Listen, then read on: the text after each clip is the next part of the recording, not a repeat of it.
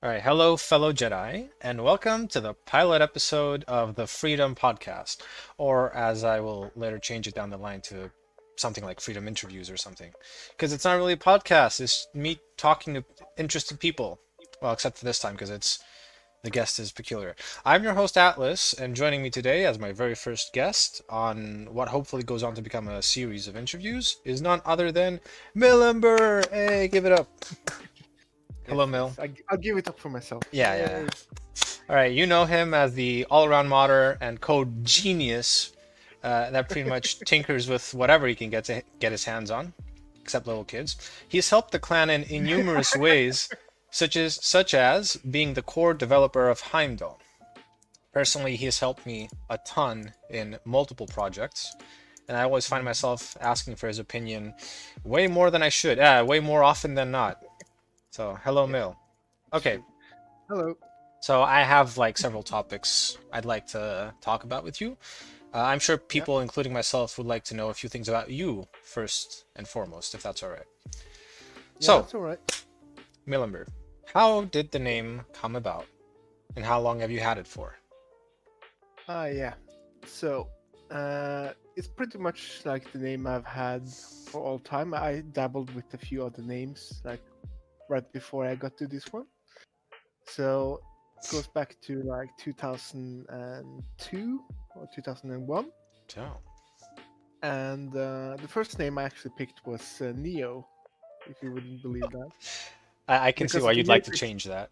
Because Yeah. of the Matrix movies. But I was like, no, like this, everyone's going to have this. Yep. So I played another game called The Strega on Str- PlayStation, and I got the name Falma. But then I realized after a while that sounded a bit girly. And as a little kid, I couldn't have that. right. So I So, at that same time, my dad uh, decided that he was going to get us into reading actual books, not just comics. hmm. So he found a fantasy book with a nice cover on it. And I hadn't been reading books prior to this point, like just comics and stuff. But this book was called The Rift War Saga. And I think the first book was called The Magician's Apprentice. Yeah, Mm. something like that. It's by Raymond E. Feist. And All right, we're in not this book, sponsored, but okay, I'll take it. yeah, yeah. No, it's just the first book that got me into fantasy, so Oh, it's a good mention. yeah, it was the It, early, yeah. yeah, in this book, there's a main character called Pug, and Hmm. he eventually joins this assembly of wizards and gets a new name, Milamber. So he's the protagonist wizard of this book.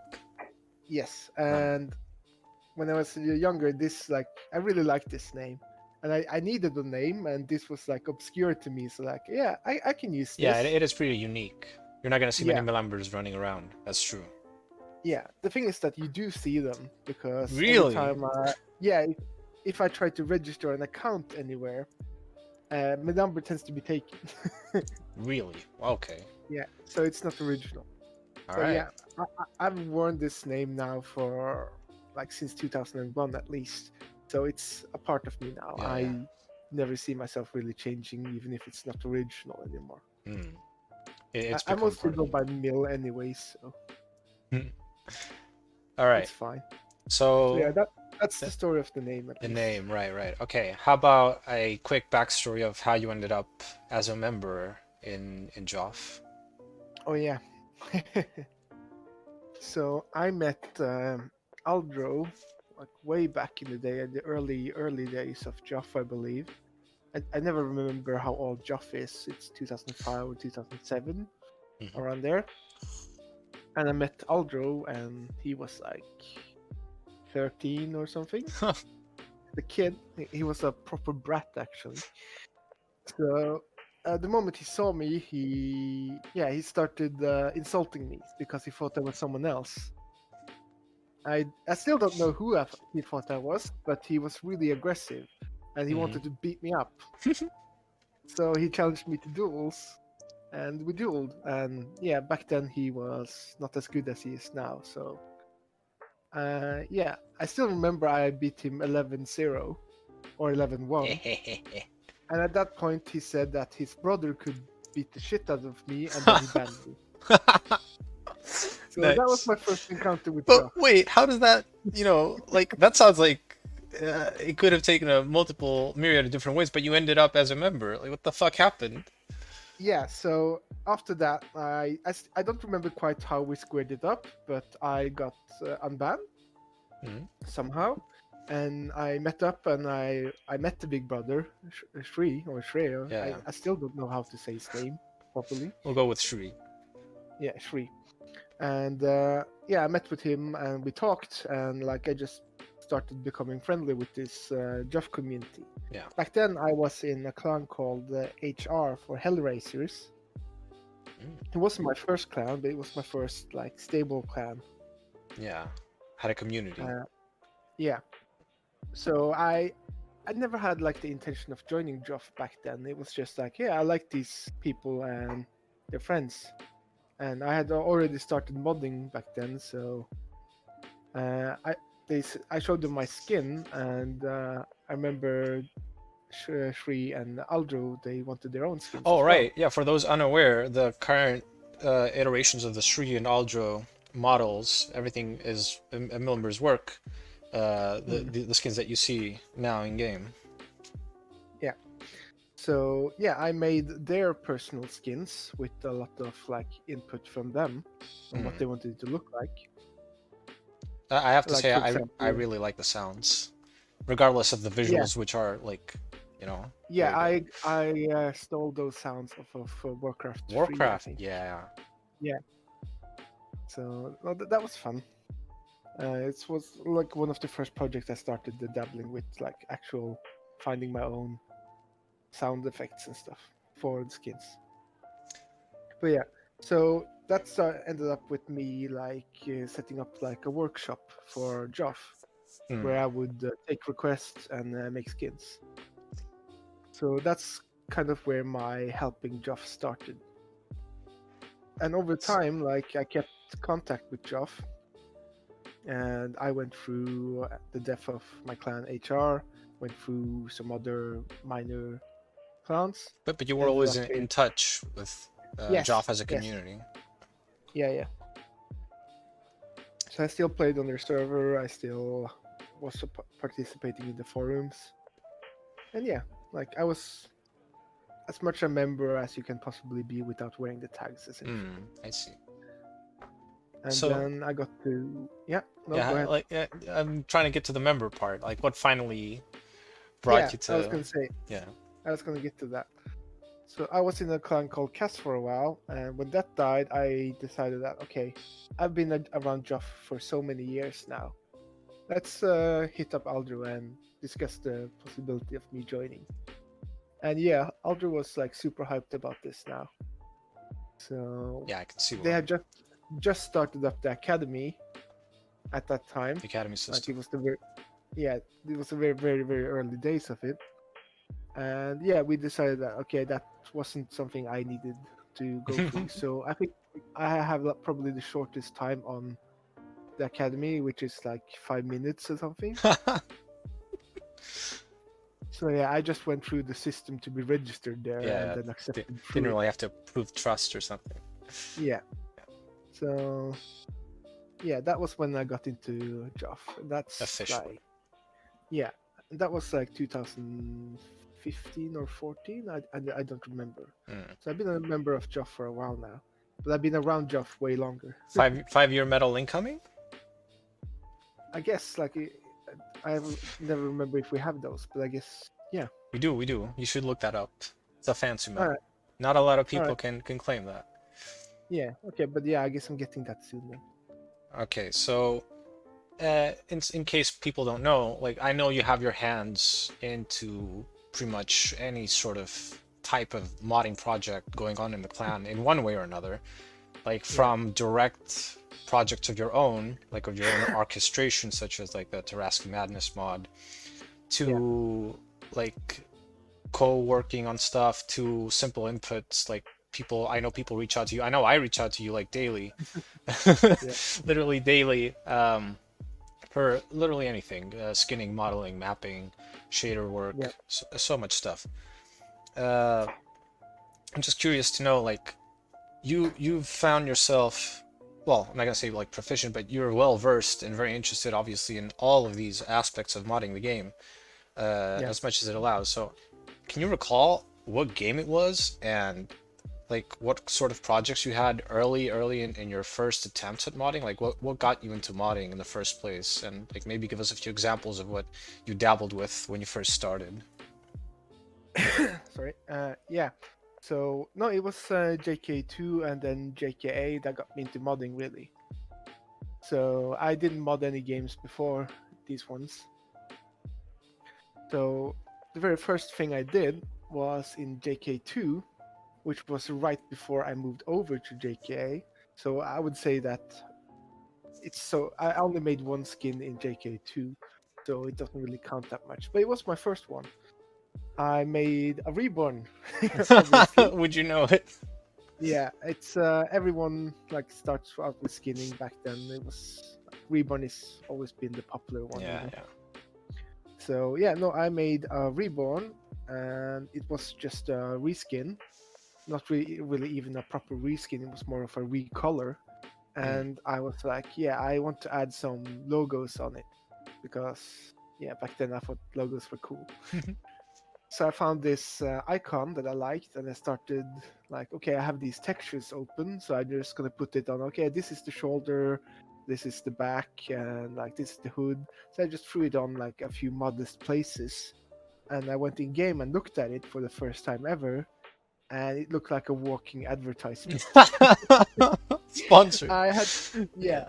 because I kept adding them to like one-on-one textures. Race car Each driver. texture alone looked like nice, but when it looks, you see it all together, Combined. it's like 50 fucking icons or something on it.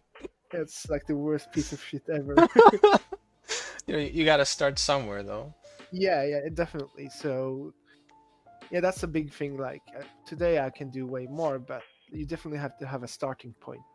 Like I didn't know anything back then. I only used Photoshop, like Photoshop CS, like the first CS version, I think. Even. Ooh. Did you find yourself like, what was the process of coming up to this point, like a process of smashing your head against walls and figuring out what works and what doesn't, or did you find yourself like having help from the communities you were in? Oh, I mostly sat on my own quite a lot. I tended to find work by others, and then I would look at how it worked and like learn from that. Mm. So, for example, my own shader that is quite infamous now for On your being current skin. updated. Yeah, on my current skin. Like my current skin is the first successful work I would say I ever made, because before that I made a bunch of recolors that weren't very good. But then I got to my own skin for this Hellraiser's clan. I wanted it to be kind of on topic. That's why I have this kind of sci-fi look. Yeah. And I had seen this other skin with a shader on it, which was like full cover, like you couldn't see any textures below it. But it had like this movement going on, and I really liked it. So I looked into how it worked, and I was like, okay, so yeah, if I replace this effects texture with something else, it's going to look completely different, I thought. So it was more of a trial and error learning Yeah, it was experience. it was very much a trial and error. I didn't know how my shader worked back then. I changed a few things, and I accidentally stumbled upon what we see today. And yeah, so yeah, it was pretty much a very happy accident in a way. So this leads me into our first major topic for the discussion, which is modding in JKA in general. And something that I've been like thinking over the past 2 years of like me learning from like a similar process, like getting into modding, is the like as you first start off, you're so excited, you're so energetic, you have so much you don't really consider the effort that you're about to expand on a project. You just really want to see it through. But later down the line, when you've branched out into so many different things, you realize you want to specify your efforts towards something and make it really, really good, instead of being like a jack of all trades but master of none. Yeah. you like to, find yourself doing something really well. So it formed into my head as like a question of effort towards versus reward. Like how much work do you put something in, what reward you get out of finishing it. And when modding an older title like JKA, it really comes into play. Uh, so, like, making maps, for instance, is a major pain in the ass Yeah. for this game because, you know, Definitely. if we're being honest here, the best Yeah. maps Yeah. that have been made in this game see public play like what, once a year, twice a year, and they took literally years to make. So Yeah. I'd That's like to discuss the importance of like having community-driven projects, knowing that your work will see use, and that like motivating you, pushing you to work on your projects instead of like sitting there alone making whatever and it never seeing the light of day, basically. yeah. What do you think about this? How does it help you? Yeah, so for me, it's always been a huge motivation that my work is going to be used personally, because that's how I started out by taking requests and All right. making them come to reality. That's always been my main motivation for doing any mod efforts. I've never been good at being self-motivated, just doing it for my own sake. Mm, I always like having like someone else that I'm doing this for, in a way. yeah. So for me, having a community to do a lot of work for, that's really a good motivation. But I wouldn't say that working for yourself is like bad or anything. No, yeah. Uh, I pretty much admire people who manage to sit down and work on something they don't intend for anyone in particular. It's just for themselves. Yeah, I know what you mean. Yeah. And when it comes to like your work not seeing a lot of use, yeah, that can be a tough one actually. Yeah. Like I remember I made a few skins that I really liked, and it turns out the person who was waiting for the skin, they were pretty much only waiting for the skin, and they stopped playing after they got it. Yeah, that's a pain. I Yeah, definitely can imagine. yeah, that's happened a few times, but like I get it. Like they were holding out for this like last really cool thing they wanted. So I see it from their side as well. But as creators, we really want to see our stuff used. Yeah, going So forward, like yeah. didn't this effort versus reward like shape what projects you take on? Oh yeah, for sure. I started becoming more selective about what kind of projects I would say yes to doing. Like if it's rewards and only for one person, for example, then it has to be way more in it for myself for me to actually take it on. Yeah. So nowadays, my policy for like requests is that it has to be either like really simple and fast for me if I'm not interested that much for me to assist. I know that sounds a bit callous, No, but it's it's realistic, I think. yeah, I kind of have to prioritize my efforts nowadays, especially now that I'm older and I work. Yeah. But yeah, so it's either has to be like really simple, or it has to be something I like personally. I feel like this is something I want to make as well, like for my own sake. Or yeah, or it can be like I see that this project is going to have a greater impact, so helping this come to fruition is like helping the community as well. Yeah, it's gonna And take things forward. a good example there is like the maps and stuff you work on. Right. These are these are going to be like proper having seeing some proper use. So I consider it like a pretty good thing to help. Help with. Uh, Yeah, it leads into like the same. My map choices have become exactly what we just talked about. Like they've become focused to things that will see use, and yeah, so the process of working on them in itself is so much easier than. I remember my first mapping attempts. I wrap up a project that I had running for a year, and yeah, it's like, it's a general use map for games and whatnot, and it just vanished, never to be yeah, seen yeah, again. So yeah, I really appreciate the help, and it really helps that you have a community that you know is going to use these Yeah, often. no, I Um, fully agree. okay, another question I have, or rather like topic to talk about is, does Mhm. modding experience, because like you can claim to have experience after all these years, does modding Yeah. experience translate, or has it translated to skill sets you could say you can see and make use of elsewhere in your life? Well, yeah, for sure. I mean, a lot of modders ends up going on to doing like careers in fields that overlap with modding. Like coders in modding, they end up getting programming jobs, Right. quite often also working on games.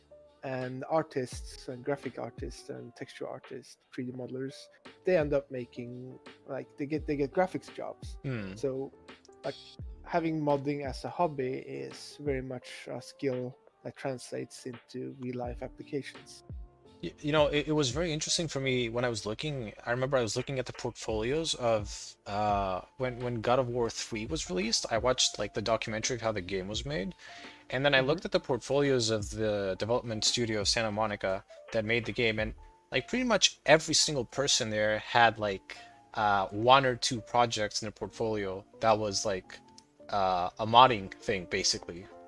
Like Yeah, a big one for sure, but they all, even like you said, the artists, the 3D modelers, their portfolio was yeah, full of projects like that before they went on to showcase like the independent stuff yeah, on their own. yeah. That makes sense to me So yeah, because sorry, go on. because like the people who end up in the game industry are people who like working on games, Yeah, they and like the games. and getting into games is like one of the best things you can do is doing a mod for a game because that shows that you know how to work with games. Mm, Like my brother works for a game studio, right. and There you go. this is like one of the big things he looks at when they have any applicants.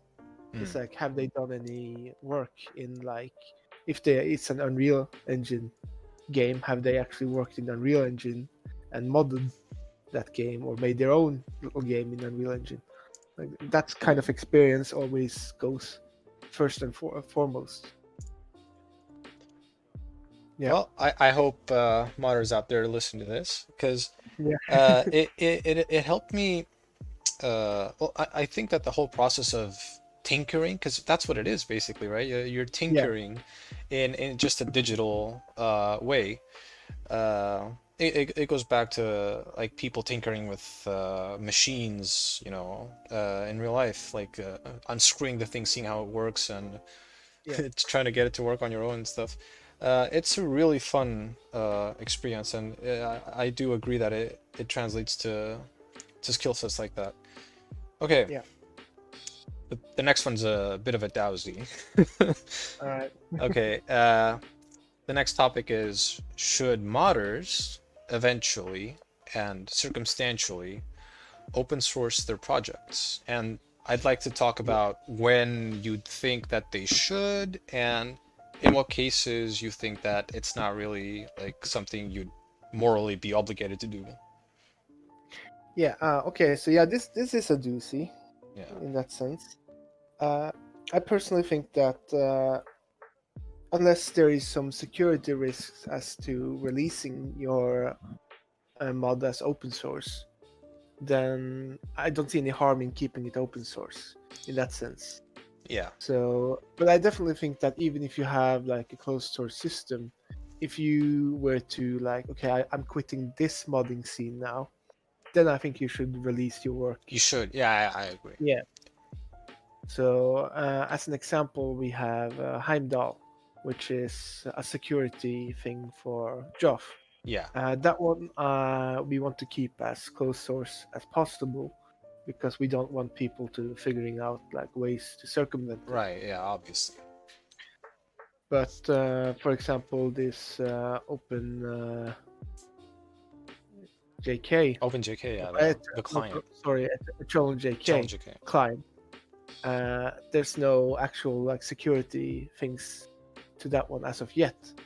So Mm. that one, it's fine being open source to me. Because it I benefits from mean, the troubleshooting and like it goes forward yeah, from that. yeah, it does. And there's no harm in like people having their own clients. I mean, I know like in JKA it's really very easy to add stuff like aimbots and wall hacks to a client, but like that's kind of, they can do that with just for using the OpenJK for mod as well, Yeah. which is open. Like they can make a client from there. So You can build from there. yeah, Eternal JK being open doesn't really harm us in any way as of right now. I just So yeah, go on. yeah, so it's just a balance. Like you have to consider like what do we have, what's the possible gain, what's the possible loss essentially from going open source. So that, yeah, I definitely want to stress that once you leave a modding scene and you have like a mod that's used heavily, we want to share that with you. Do you have something specific in mind when saying this? Yeah, that would be JA Plus with Slider. Yeah, It's a shame that he didn't share his code then direct. It really is. Yeah. It's a huge shame. And on a lesser scale, that's like the big bomb. Yeah, it is. It is the like that was the main instigator of this topic that I was thinking about discussing with you, since I know that reverse engineering J plus would be a major turning point, would be a huge thing. Yeah. And it interests you. It That's would. why I put it in the discussion, because it really is a shame that he didn't open source his projects with the community before exiting the scene, like you said. And on a lesser scale, I see other mods such as like big maps, or any sort of like modding where the creator has pretty much abandoned the scene. They've moved on to other stuff in their lives, and it really is a shame that they didn't like leave like their work open sourced for editing software, so like for people to look at and not just be inspired, but literally learn from them. Yeah, that's a good point, because like when you think open source, it tends to always be about code, but there are a bunch of like really nice maps and stuff out there that have some really unique ways of solving various problems, or just doing something that's really cool and amazing. Yeah. And people want to learn how to do those things. And unlike with skins, where you can just open all the assets and see what's going on, maps, you end up like you compile it into a BSP format, and a lot of the information is lost. Yeah, it's lost, exactly. Yeah. Well, you know, that's a reality going forward. Yeah. Okay, another topic. The game we're modding, JK, it's more than a decade old by this point. It's kind of tough to keep being original while also being on theme with this game and modding it. And while you have like this whole engine and its persisting limitations. So as an example, I'm making maps. I tried to bring in like original concepts that I haven't seen used before or common in my JK time, while also being on theme with not just Star Wars, but the JKA theme as well. Like in JKA, the jump height, like, you know, is a specific thing you have to keep in mind when you do that sort of stuff. So the game is really old. How do you deal with or how important is it to be original and on theme for this old game? Like I think people know a bit that I'm kind of like an advocate for keeping things on theme. But I think that's like mainly for stuff that's going to go across, like maps, for example. So I think like skins and models or weapons and vehicles, I tend to like keep those on theme, because like you use those on every map. Yeah. But I do think like if you make like a fun map that isn't Star Wars themed, that's okay, because then it's like a one-time thing. It's kind of isolated in of itself. I'm not going to go around on Taspir and suddenly I see a football field over there, for example. That's on a different map. Like if I want to go to the football field, then we explicitly go there. But PFX and Wesk, you know, football skins. I would see those if I run around on Tatooine. And you're like, what are football players? How did they get here? Yeah, I mean, I do think it's okay for people to get whatever they want. Yeah, Uh, I don't obviously. want to like close down and say that they're not allowed to do No, anything. no, I we're just we're like expressing per, per, preference. Yeah. yeah, personally, I wouldn't fill my own base folder with mods that doesn't fit into the game No, in that sense. I know you looked at the recent forums topic where Prefects and Westgate made Grandmaster skins. You must have been really Yes, excited for that. yeah, I was really happy to see them make something on On theme theme there. with the I mean, they game have made on theme for so many people. work before. Yeah, yeah, Yeah, but I'm really glad that they also like embraced making their own characters fit into the Star Wars universe yeah. and the JKA Shout out to the team. twins. Quick shout out to the twins. Yeah, Um, good job, guys. so like on the topic of being original in such an old game, Oh, yeah. there's so many like instances where in the past I've been in Jaw for like 3.5 years. Uh, I'm always there's been so many instances where I was like I felt depressed as if the game had nothing more to offer in terms of Yeah, originality and original thoughtful ideas. And yet every time something will pop up, either it being a map, a game mode, a model, uh, like most recently OCB's implementation of full force duels, which you had a hand yeah, in helping as well, so you're pretty familiar with that. There's been so many instances where it felt like, oh shit, a new sunrise. You know what I mean? Like yeah, the first time I learned about Hydro Ball, even like Kyle Ball, uh, yeah. w- I w- still to this day haven't played Hydro Ball. really, Yeah, I never tried it it. it's really nice. Well, I've only played with another person one, but Yeah, yeah, I'd like to be part of a tournament. yeah, I wasn't really going somewhere with this. I was just like saying yeah, it's really impressive, like when you set your mind to do something. yeah. You, The yeah, thing is like now that the game is getting older, all of the content creators have also like matured in a way. So true. so a lot of the people who are still around have now started gaining like significant skill. That's a So I good don't think point. it's. I mean, it's nice, and in a way, it is surprising that it's still getting a lot of really, really new cool things. Mm. But it's. I think it's kind of to be expected that the quality goes up over time, which is like what we're seeing in a way. Yeah, I see what you're saying. It makes Yeah. sense that it does. Yeah. Yeah. So I'm really happy to see that there's still like quite a few coders around, quite a few modelers and skinners and mappers. It's nice to see that we still have like a pretty decent modding community. Yeah. Well, you've had And your just in drop, we have quite a few. yeah. It's insane. It's insane. So many people. Yeah, Uh, you've had your hand in it with the Taraski mod as well. Like that. yeah, That's yeah. The Suicide Barrels mod. one of the more fun games I've played. Yeah, So okay, but I that one helped me land my job. really. Oh yeah, to tell us Yeah, about that because I know you've told me before of how like Taraski. yeah, Yeah. yeah, Go on. yeah, Tell us a bit about yeah. that. So for my job search after university, Mhm. I didn't have enough projects to point at, so I decided to sit down and like make Taraski Madness as an example to put on my GitHub and show potential employers. Yeah, so that's the reason I made the mod. And like after I made that, and I also fixed up another school project with some rocket simulation, rocket launch simulation. I started getting more interviews, and eventually I landed the job I have here now. The funny part is that during the coding interview or the coding test, I actually ended up having to solve a problem that I had solved in my Taraski Madness mod.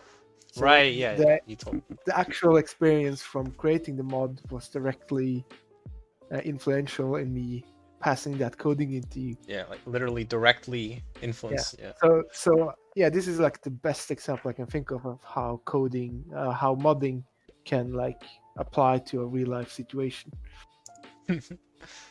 Yeah. It's So yeah, funny how it brings it sometimes. All yeah, right. Okay. So we're gonna play a little mini game now. Okay. Yeah. And I'm calling it Rapid Fire. It's a work in progress title. Okay. It's really simple. I'll ask you some this or that questions. So like Alright. either this, either that. And you'll have to answer the first thing that comes to mind. All right? All right. Sound good? Okay. If you had to I'll pick, try. okay, Exith Temple or Jedi's Home? What did you say? Exif Temple? Yeah, the maps. Do you know which maps I'm talking about? No. You don't? I You don't mean, know Exith Temple? I know Sif Council. Let me pull that up for you real quick. Yeah. Here, check this.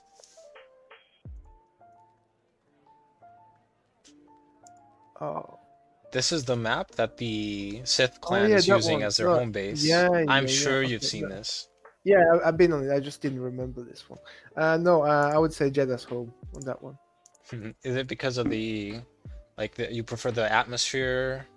Because It has a better layout. It's brighter, and it's more nostalgia, really. it has more functional layout. That's true. Yeah. Yeah. Oh, and the nostalgia factor, of course. Yeah. Okay. Jedi's Home's the winner. All right. FFA 3 or FFA Bespin? FFA 3. And why? I really like Bespin was my favorite in JKA 2.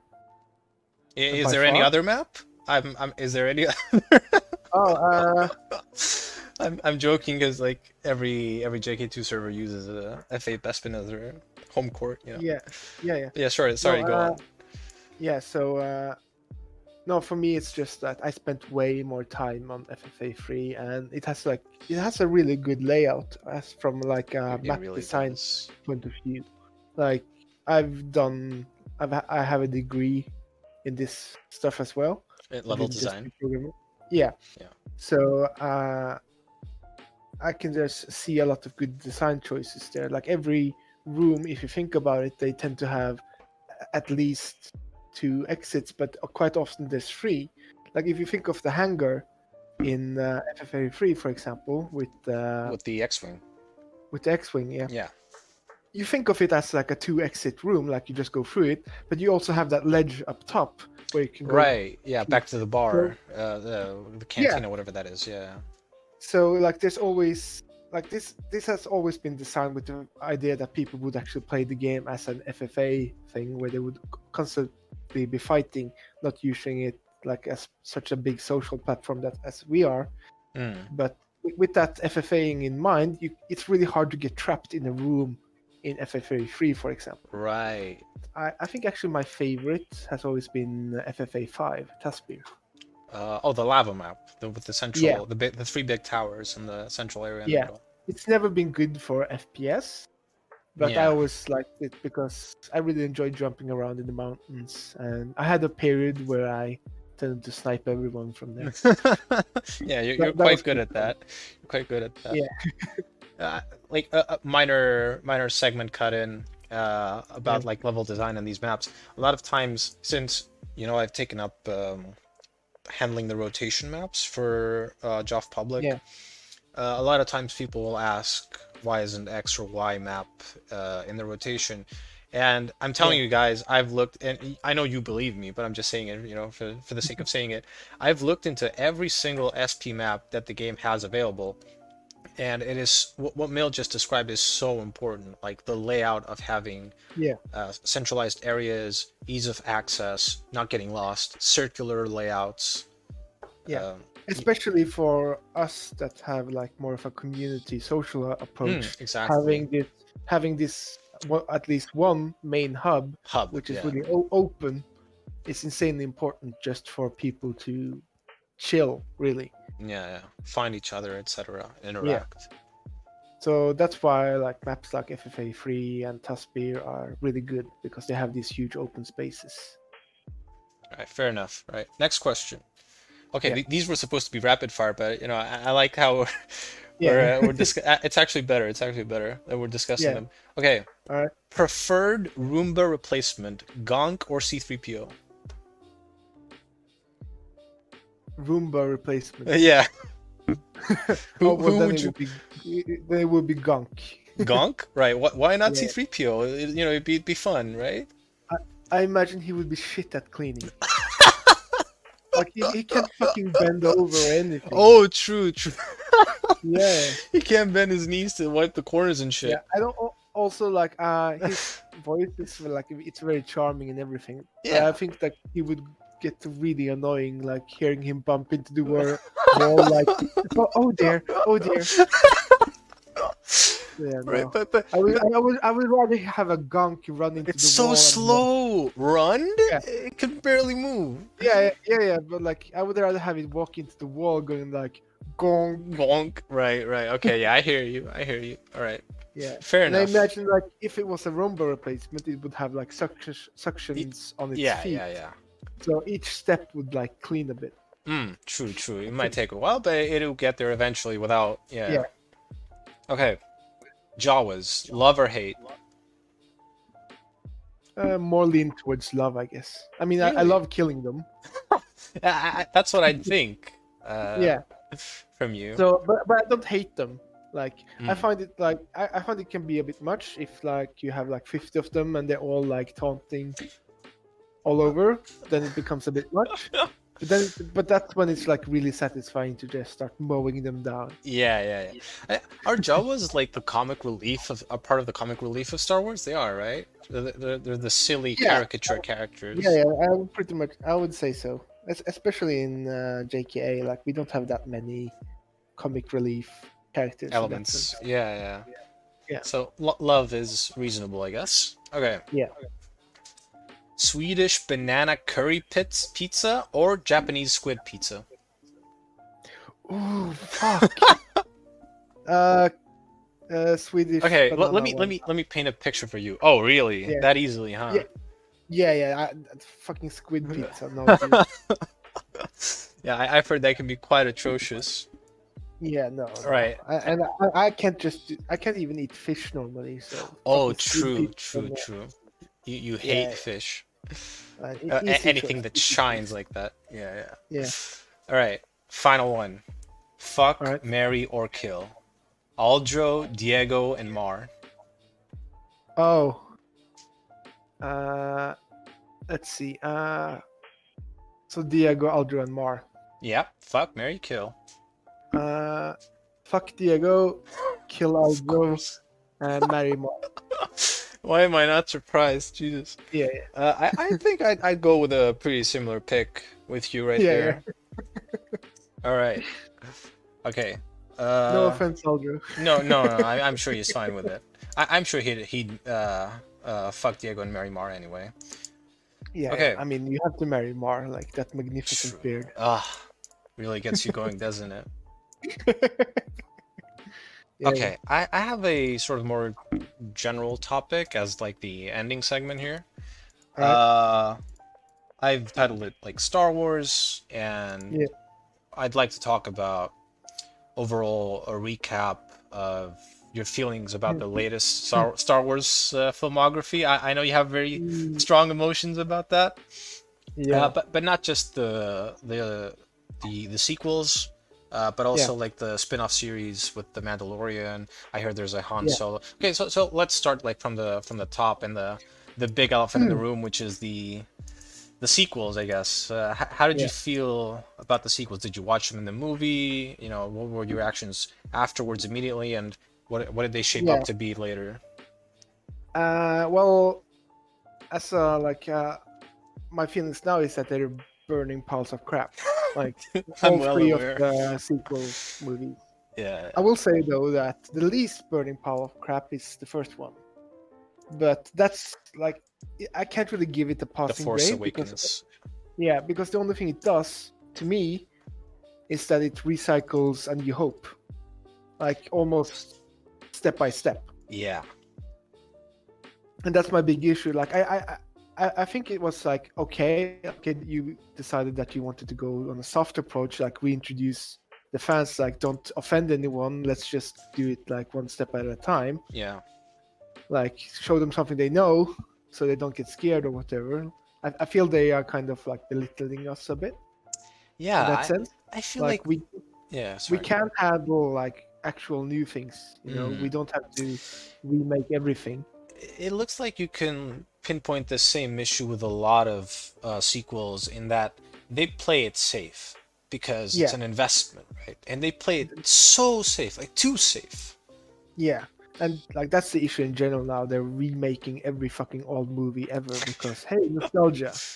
Right. Let's Like, let's bank on the nostalgia factor. yeah, that's what they did with New Hope. But Yeah, yeah, it's it, evident. but yeah, no, they fucked like everything. All the characters are shit.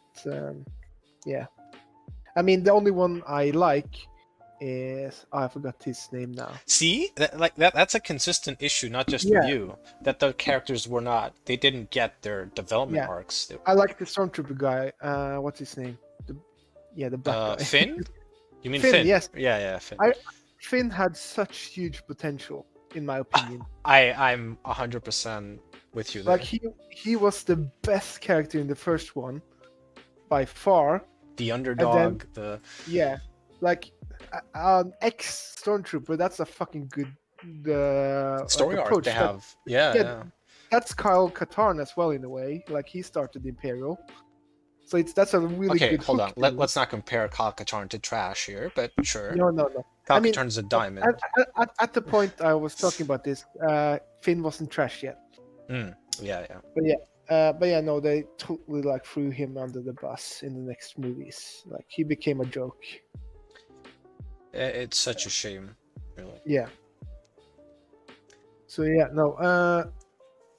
One of the no, it's too much to talk about here. But yeah, like I think one of the biggest atrocities they did was bringing back Palpatine. Palpatine, yeah, what a cop out. Like, Yeah. Oh, that's so bad. Like they ruined everything that Darth Vader did, like to redeem himself. Like that was the redemption. Good point. Good point. He fucking redeemed himself. He ended the fucking menace that had gone for like 6 movies. Yeah. Palpatine was finally dead, you know. The counter argument I see is that he gave the rebellion time to like establish he saved his son, and it was his redemption arc by changing his beliefs and stuff. Yeah, I mean, but I still agree that yeah, he did more, of course. Like that redemption was more than just killing Palpatine. I guess you could phrase it more that it canceled the closure of the previous movies. Yeah, for sure. And like the reason this happened is this fucking conflict between the directors, in my opinion. Like, it was the way I see it. They never intended for Kylo Ren to redeem himself in the second movie. Like he wasn't supposed to kill his master in the second movie. They lost the big bad guy in the second movie of a trilogy. Like the only option they really had to do there was that Kylo Ren would become the new bad guy. Yeah, like that was the option they had. They kind of drove themselves there. Yeah, they drove themselves towards that corner, but then they decided that, but we still want like this love romance thing. We want him to redeem himself. I mean, he is like Han Solo's son after all. He can't be the bad guy for like all 3 movies. So okay, they needed an actual like final bad guy because that's how Star Wars works. You need this big bad antagonist. Like it's very much the hero's journey all the time. Yeah. Like every story is like big bad guy, go beat him, everyone nice wins. Save the world.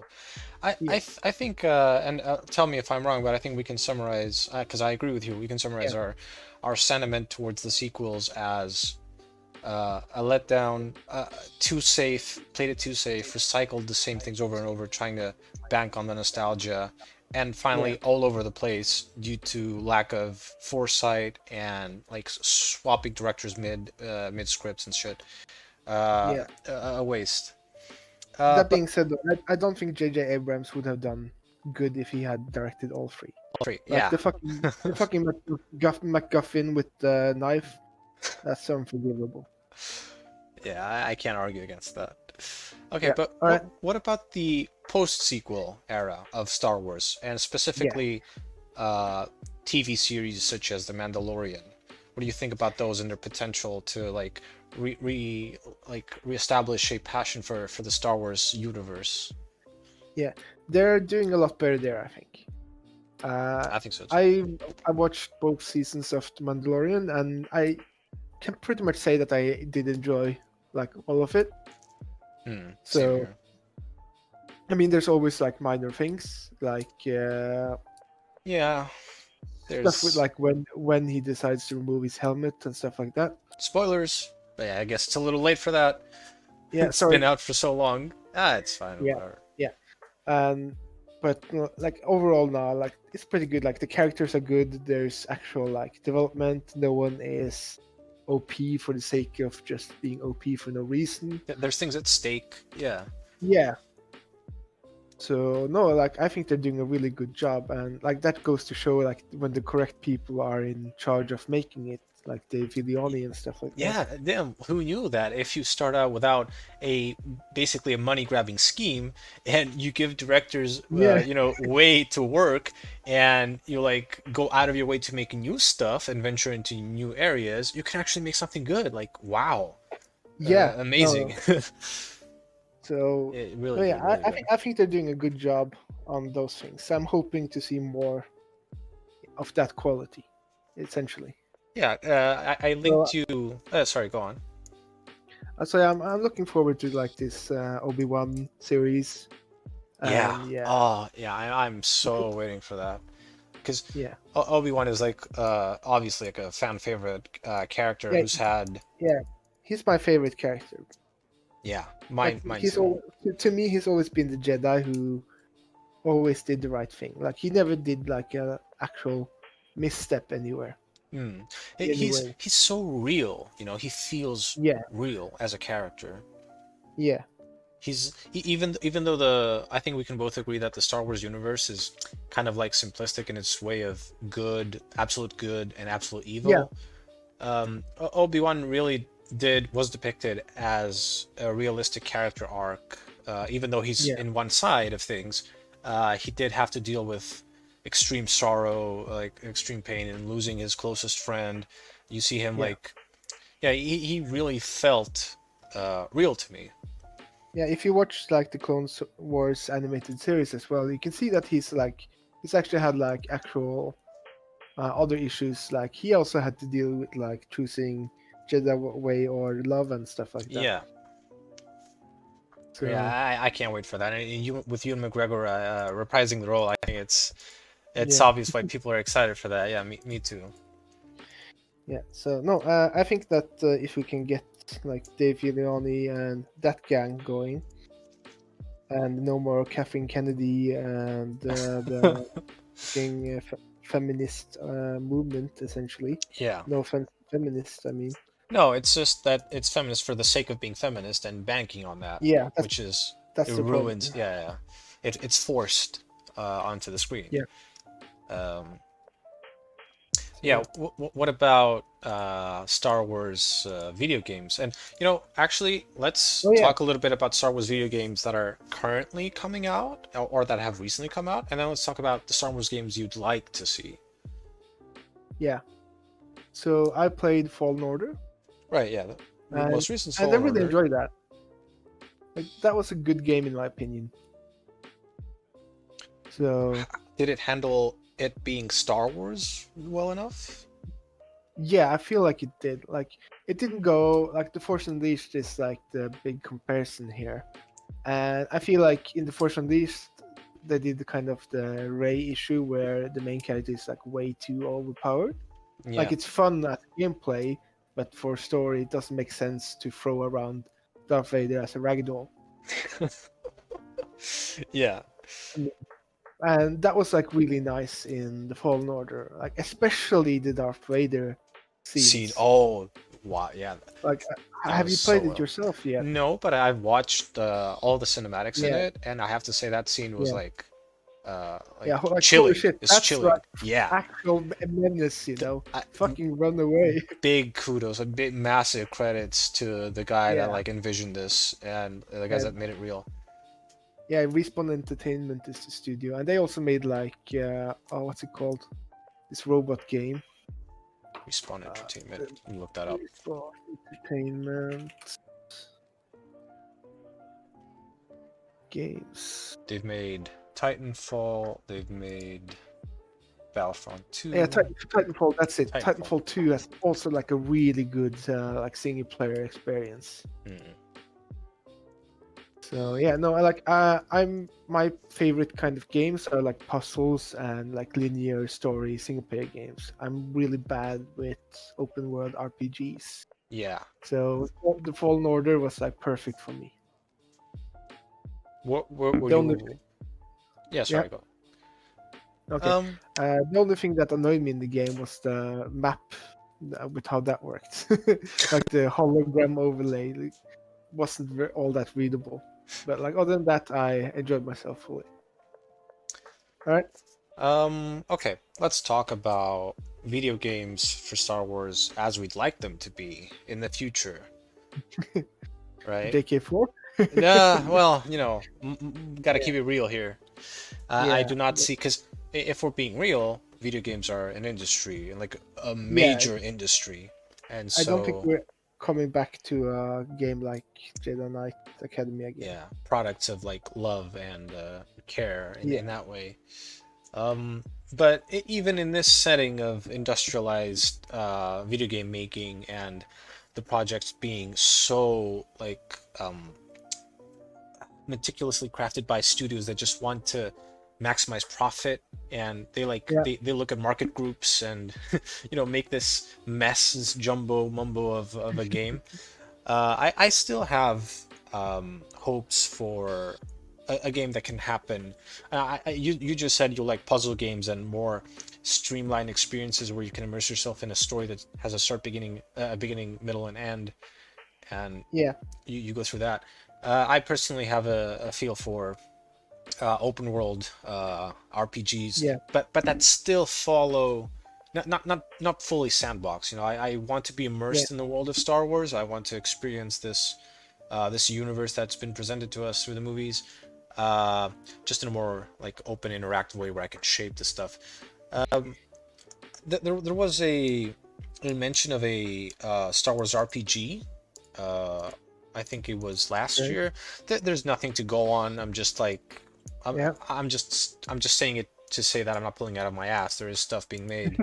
Uh, Yeah. when Fair enough. do you think would it be preferable if the future Star Wars games started delving into other untapped potential areas of the Star Wars universe, such as the expanded universe, aka Legends, or whatever they call it Yeah. now, the New Republic era, Revan, Kal Katarn going back, uh, or would you rather they like revisited the good old, dusty scenes of the prequels, not the prequels, sorry, the original trilogy. I mean, on that topic, I kind of feel like, and it's funny to say, but the Lego Star Wars games are doing a really good job with Oh, actually fuck recapturing the yeah, movies. fuck yeah, Those are really enjoyable they're really games. good games. So I haven't played them in years. I played the one that went through the prequel, the first three games, Yeah, and I yeah, yeah. really enjoyed that Lego They're game. really nice. They're really nice, Yeah, surprisingly. yeah, but no, I think like it's nice if they try to like look into other things like doing a bounty hunter game, Mandalorian game, for Yeah, example. Stuff like that could definitely be interesting. If we're talking about like the perfect game in my mind, it would be yeah, sure. an Go for an it. MMO type of game with Jedi Academy type gameplay. Ah, you're And you're you're treading on very thin ice here with MMOs. yeah, I know, but like that's kind of like that would be fun, but it doesn't work in an MMO setting because like if it's purely like mechanical skill based, then yeah, like what is like a person who's like like there wouldn't be levels in such a game, so how Mm. would any person like join You- a raid, for You're, example? you're It you're doesn't work. you're thinking of it more of an MMO, like literally just a massively multiplayer online, not Yeah, stereotypically MMO, like with the yeah, mechanics no, that no, come this with is like MMOs a usually. type of game that doesn't exist in any Right. form of fashion. Yeah, The yeah. only I remember back in the day there was talk about a game called Huxley Online Huxley. that was going to have like Quake gameplay in a MMO world, so you could strafe jump and actually like use first-person shooter skills. And that's like the closest thing I ever seen to like such a hybrid between the gameplay I like and the size that I want. Hmm. But that game never got released. I think it died during development. Well, I think that wishful thinking on my part, and Yeah, okay, I'll preface it with it's such a shame that it won't happen. yeah, It's such a shame that there's so much you can do with Star Wars if you try to be original. And I don't mean yeah. like completely off the book. I mean off of the eras and the stuff that people have written as, part of the expanded universe. Mm. Because when you have a blank slate to work on and you give people space to write their own stories, such as with Knights of the Old Republic, right? Or Yeah, with yeah. I Jedi really Academy and enjoyed the the, first the one. Jedi Knight series, you have room to really give writers and game directors uh, ways to carve their own characters instead of like relying on regurgitating the same old Yeah, characters in Star like Wars. here's a cameo by Luke Skywalker. Right. Yeah, I mean, that's all nice and well, but Yeah, yeah, give exactly. people room to like be innovative and create new characters. The Knights of the Yeah, Old Republic games remain RPG staples to this day for this exact reason. Like, yeah, you know what I mean, right? You feel those yeah. characters. No, no, for sure. I really enjoyed those games. I'm one of the rare people who prefer the first one, I think. But yeah, no, like they're both really good games. You can see the impact that they've had. Like Revan Yeah, resonates everywhere in Star Wars to this day, and, yeah, and yeah. yet they Great character. dumped him in the trash can. Like, how can you do Yeah, that, man? Do you live in a fucking mansion with no monitors on whatsoever? How can you not yeah. see the impact that Revan has had in every Star Wars title? People running around. How many Revan usernames have you seen just I know, online right? overall? Like, there's a billion of them. Like, come Yeah, on. Yeah, but good point. I preface that with shame because we're being real here, and Yeah, sorry to say, guys, but industries are industries, so yeah, money's money. yeah. Nowadays, like if you want to have like a successful game, it needs to have a multiplayer experience that has like replayability. DLC So content, DLC content, loot boxes. loot boxes, game as a service overall, Yeah, pretty continuity, much. and without having to Yeah. reinvest into a new studio to make stuff. The best thing we can kind of hope for is kind of like games that are like that, but they offer a modding scene. Yeah, Uh, like I don't want to advertise for my brother, but and his go games. for it. I mean, I don't play like the Conan Exiles that he made with his company. It's not my type of game, but I know my brother put like a ton of effort into making sure that game was moddable as hell, and Hmm. it has a pretty big modding scene as a result. That's not a thing that many modern games can claim, like Yeah, that's the thing. if none at all. Yeah, and like still like people are insanely good, like way better than me on like making even games that are not inherently moddable. They manage to make mod for them Yeah. somehow. Yeah, brute force your way in. Yeah, Yeah, yeah. So that's like true. Like, modding helps modding, build communities. yeah, modding will not go away. Like even if they don't explicitly support it, but Hmm. I think that game studios that make an effort to actually make their games moddable, they can really thrive from a big modding community, keeping the Yeah, game going for years their and title will years. see longevity Yeah, inevitably. like Yeah. imagine JKA without modding enabled, it would have died Right. in Oh, just a few I years. remember the interview of I don't remember the name of the developer that said he had a modding background himself, and so he wanted to outsource the assets as much as possible and make them accessible so you can see what goes where and such. And I was like, man, Yeah, I wanna kiss you right there, you know. exactly. Like, thank you, Yeah, God, you know. yeah, and like them releasing the source to us was also like the best thing ever. Yeah. It's enabled us to do so much more since then. So if only Sadik would come back and release his source, we could do anything. God damn it, Slider! All right. Yeah, Yeah, optimism, looking forward. yeah. We Um, tried contacting him multiple times, but there's no response. So yeah, fuck Slider, honestly. If you're out there, okay, no. We're not gonna go into that. We're not gonna go into that. Yeah, Hmm, I think that about wraps it up. yeah, absolutely. Thank you once again for doing this. It Yeah, was very you're welcome. nice discussing these topics. And, if time goes by, we might see each other again for another round of this, if you'll Yeah, be we'll up for it. Yeah, I don't mind. It's All right. fun. Again, thanks for coming up. Right. Yeah, Take care. no problem. Yeah.